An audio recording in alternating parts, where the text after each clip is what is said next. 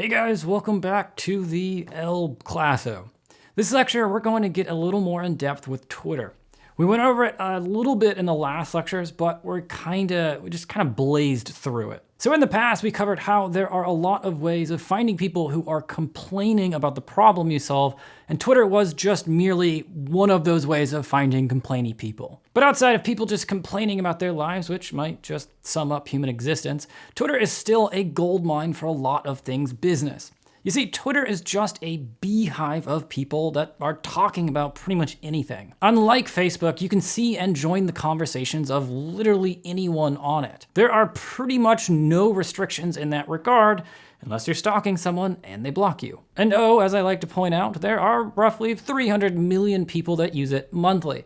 There are some people who practically live on this service, like our president. Because it's an open field of people talking and displaying their interest, that's why we use it, and that's why we use it early on in our business development efforts. We are still focusing on getting those first 10 precious customers, and we don't want to have to, say, build out a 6-month content marketing strategy just to get to the point of 10 customers. For those of you that are not familiar, Twitter is just a social network where you communicate through 140-character tweets, which are really just messages that get posted onto a timeline that is very similar to, say, like a Facebook newsfeed, and then anyone who is following you can read those. If you're active on it and you help people out, you'll get a following. Pretty simple. The bigger following you have, the more people will see what you say. Okay, so let's get set up in Twitter real fast so you can follow along with the next strategies. Later on in the course, we're gonna cover how to optimize your profile and then create inbound traffic to it. But right now, we just wanna get set up so we can start sending messages. If you have a Twitter, well, then you can officially skip this part of the lecture.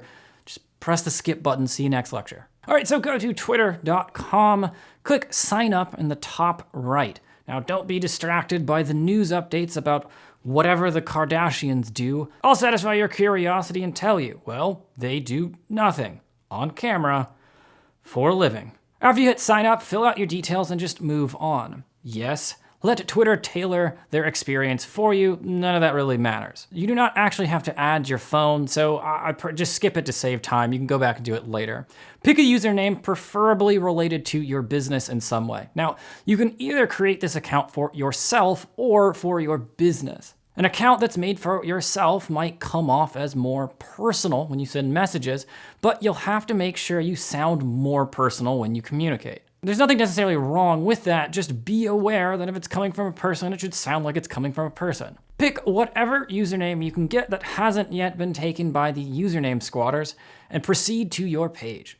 Click through and then you can select some interest. Now, it doesn't really matter what you pick. You can always go back and change this.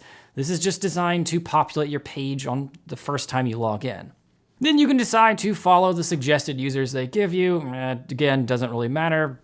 Go for it. If you say yes, then the most recent tweets from those accounts will show up in your newsfeed. Of course, if you say no, well, then your newsfeed is gonna be very, very lonely. Hooray, we are through, and now we have ourselves a brand new Twitter. First thing we wanna do is click on the left-hand side of the picture where you see a picture of an egg, and replace that with an actual human or business logo photo. Find the highest resolution image you have of yourself. I mean yourself, not of a cat or a dog. I usually am fine with you doing that, but not today. Whatever you upload, if it's low resolution, then on Twitter, it's gonna look especially bad and blown out of proportion.